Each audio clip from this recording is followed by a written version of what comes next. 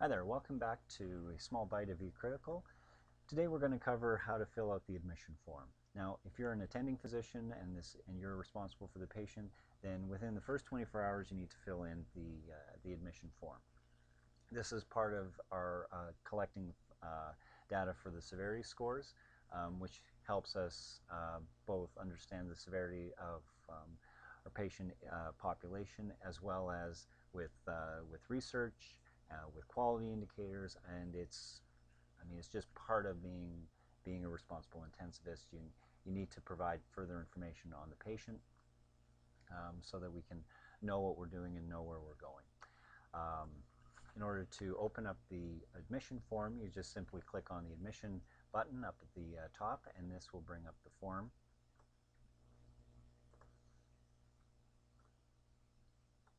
This is the test patient that you've seen in previous ones. And the admission form only needs to be filled out once for each patient, and it should be done within the 24 hours of admission of the patient. Now, you can go back and do that, fill in the form after the fact, but it's probably a better idea just to get this out of the way as soon as possible. This form is also meant to replace the MDS data sheet that people have to fill out, so that'll be one less piece of paper for you to work with. So on the admission form, you can see that there's a number of different questions that need to be answered to help assign the severity of illness. And in this case, this patient's been admitted for over 24 hours, so somebody has already gone ahead and filled in all of this information for us.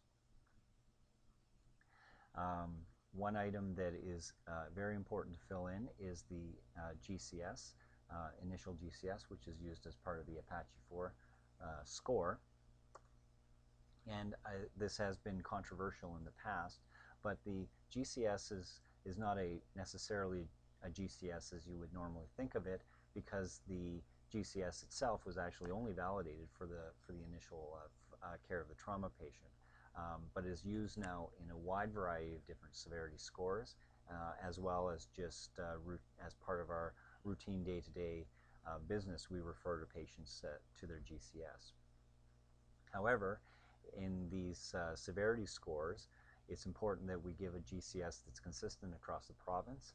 And what we like to do, the way we think of the GCS for these systems is that it's not necessarily it's the best estimate of the GCS, and not necessarily what their GCS is when you examine them and when they're on sedation.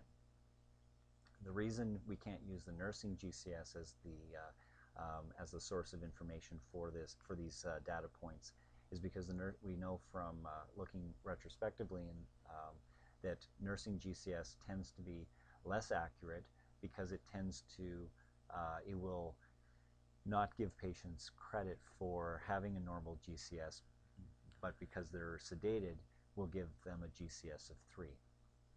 And so obviously, you can imagine in the case of a patient who has, for example, a pneumonia, you're not expecting them to have any problems with their GCS, so you would say that in the absence of sedation, I would reasonably expect that the patient is completely awake and would have a GCS of 15 out of 15. Certainly just before I intubated them, that seemed to be their GCS, so that's what I'm going to go, that's the way it should be.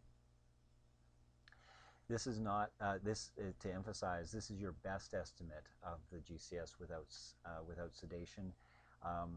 If you can get the actual GCS and measure it yourself, then you should enter that in. For example, when I'm on neuro ICU and I have a head injury patient, obviously their GCS is actually quite relevant, and so the patient is usually not sedated, and the GCS that they have is the true reflection of their actual GCS. And so I can enter in the GCS exactly as I score it. Throughout the form, as you go through the form, you can see that there's a number of different drop-down menus, and to try to make this as simple as possible for filling out the form, the focus is on creating as many drop-down lists and yes/no questions as possible. The Apache 4 diagnosis, which in the past was the MDS diagnosis, which was on the back of the NBS form, is a little bit more is more slickly done now than it is in the form. Because we want to assign the correct diagnosis for the patient, the system actually goes through a number of questions it's going to ask you to try and identify the correct admitting diagnosis. So it first only asks you, is the type of diagnosis an operative or non-operative admission? And then depending on your answers to the questions, a series of follow-up questions get asked of you. So in this case, is it a post-operative presentation related to trauma? Yes. Does the trauma include head? Yes. Is it head-only trauma, or is there other traumas involved? And then based on your answers to those questions, once the system is satisfied that it can identify the admitting diagnosis from that, it fills this in automatically and you don't have to do anything. Once you're done filling in the admission form, then you just click Save and Close to close the form. If you're just reviewing it, but you don't, you're not changing anything, then you should always just click Cancel.